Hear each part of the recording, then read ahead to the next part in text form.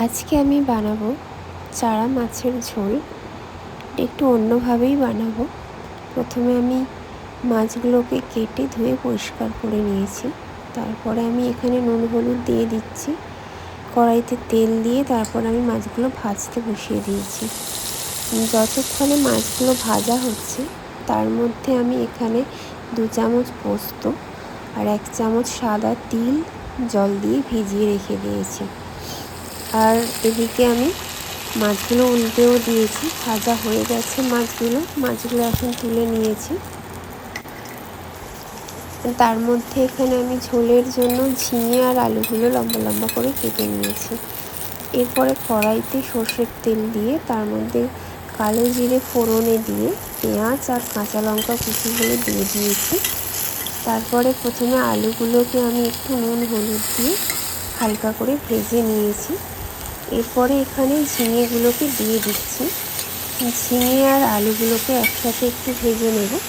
এখানে চাপা দিয়ে আমি রান্না করব। ঝিঙে থেকে যে জলটা বেরোবে সেই জলই আলুটাকে আমি 90% মতো সেদ্ধ করেই নেব।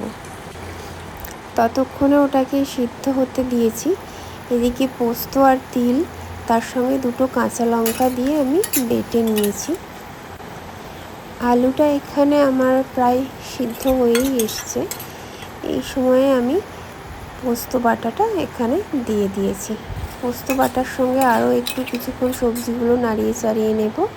তারপর একটু লঙ্কার গুঁড়োও দিয়েছি এখানে। সব কিছু একসাথে ভালোভাবে নাড়িয়ে চাড়িয়ে মিক্সিটা ধুয়ে আমি জল দিয়ে দিয়েছি। জলটা এখানে ফুটতে শুরু করে দিয়েছে।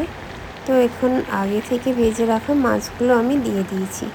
মাছগুলো দিয়ে আমি আর বেশিক্ষণ ফোটাবো না। মোটামুটি 3-4 মিনিট একটু ভালো করে ফুটে গেলেই আমি এটাকে নামিয়ে নিয়েছি। ব্যাস রেডি হয়ে গেছে আমার এখানে পোস্ত তিল বাটা দিয়ে চারা মাছের ঝোল। আপনারাও একবার এইভাবে বানিয়ে নেবেন, খেতে খুব সুন্দর হয়। তিল দেওয়ার কারণে এর টেস্টটা আরও দ্বিগুণ হয়ে যায়। তো আজকের মতো এখানেই ভিডিও শেষ। সবাই ভালো থাকবেন। টাটা।